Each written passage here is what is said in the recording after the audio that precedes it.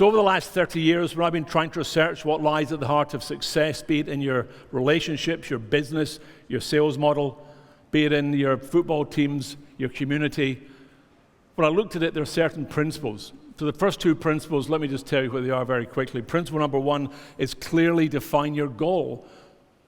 Define what it is you're trying to achieve and make it something you can see in your mind's eye, because we think in images, we don't think in words. Bill Gates said a computer in every home. Mother Teresa said to care for the sick, the dying, and the lonely, the poorest parts of the world. Clearly define your goal. Principle number two, create a flexible strategy. Now, what does that mean? Well, for me, it's a very simple one. It means this. It means concentrate on where and when. Okay? Concentrate on where and when, but don't worry immediately about the how. When you go on holiday, the first thing you plan is where you're going to go and when you're going to go. Now, I was in America giving a presentation to a large firm, and I showed it this slide, and the chairman of the company goes, "Mr. Seeger, I got to disagree with you. We employ 16,000 people, and we got to tell them how. You can't just not tell them how." And I said, "Well, let me give you an example." Said in 1944, there were 860 Allied prisoners of war in Stalag Luft 17B, 66 miles from Munich. It was a prisoner of war camp. I said 860 Allied prisoners of war, so I asked him a question, just him, and I'm asking you, you don't have to answer. I said, where do the prisoners want to go? What do you think? Where do you think he said? Home, correct, want to go home. Next question, when do they want to go home? Now. I said, that's it, we've got the where and the when, but the big question is how. Let's imagine they hire Boston Consulting, KPMG, McKinsey consultants to come and do a time and motion feasibility study into the escape from a prison. What would they do? They'd take the money in account 3 months earlier, they'd measure the height of the fences, the electricity current, the sharpness of the dog's teeth, muscle velocity, and the luminosity. And at the end of 3 months, they'd say, you can't do it. Attack dogs, shoot to kill policy, you're in Germany, we're at war with Germany, you're 600 miles from the English Channel, it can't be done. But you know what they did? They didn't hire consultants. What they did is they dug a tunnel without planning permission, without consent.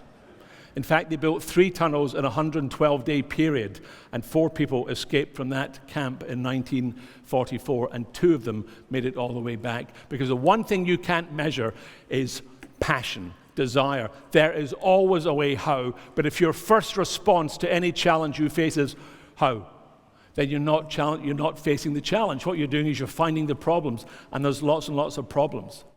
Principle number 5, my father was a GP in Glasgow. He died when he was 52, very suddenly in his sleep. I'm an only son. I have 5 sisters.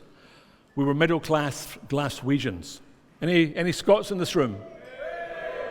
That's worth knowing in case a fight breaks out. I saw 7 hands, and me, that's 8. It'll be a fair fight, I tell you. And my dad, who I adored, had no money. He was a GP, he was a doctor. He had 6 children, he tried to give them private education.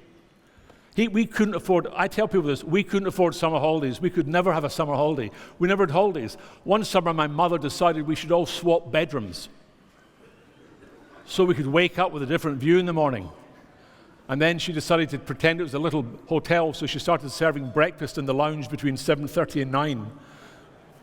So we started stealing towels to make her feel like a real landlady.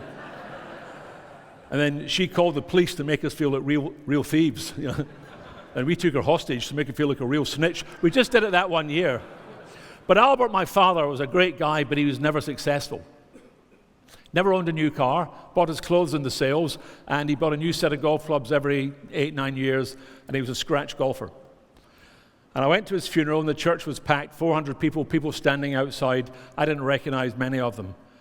I discovered later 60% were his patients. He worked by himself in a very poor part of Glasgow, and when the funeral was finished, people would come and speak to my mother, pay their respects, tell her stuff. And years later, my mother, who's now 92, said to me, you know, Robin, at your father's funeral, what people were telling me. I said, no. She said, one fellow said, on a winter's night, your father came to their house with a bag of coal, telling them we'd been given one too many. Another man came to my father's funeral wearing the gloves, the fur-lined lambskin gloves were given him for his Christmas 7 weeks earlier. The man had circulatory problems. And an old lady said on the first Friday of every month at 12 o'clock, Dr. Seeger would come to my house and I would make him ginger cake because Dr. Seeger loved ginger cake. I tell you, Dr. Seeger bloody hated ginger cake. Dr. Seeger loved what he did. Now, it's easy to idolize a doctor, but the key component about this is having a sense of purpose behind what you do, having a sense of passion. I call it significance. Find the significance in every meeting, every encounter, every colleague. Treat every moment. As I always say to people I work with athletes, what time is it? And they're not allowed to look at their watch. They've got to turn to me and say, it's now. And when I say to them, where are you? They've got to say to me, I'm here. Because we've got to live our lives to be successful in the here and now. And yet too often, people are living in the future, becoming anxious or worrying about the past. So let me give you two things before I go.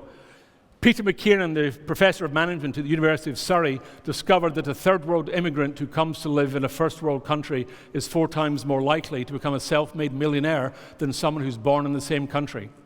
Let me repeat that. A third world immigrant who goes to live in a first world country is 4 times more likely to become a self-made millionaire. Why? He spent 3 years researching this with 2 fellows. And he came up and he got the answer correct. So I'm going to give you the question one more time with a multiple choice answer, A, B, C, and D. And you can say yes or no as I ask the questions. You ready? Here we go. A third world immigrant who goes to a first world country is 4 times more likely to become a self-made millionaire. Is it answer A? Are they 4 times cleverer? Yes or no? Are they 4 times luckier? Yes or no?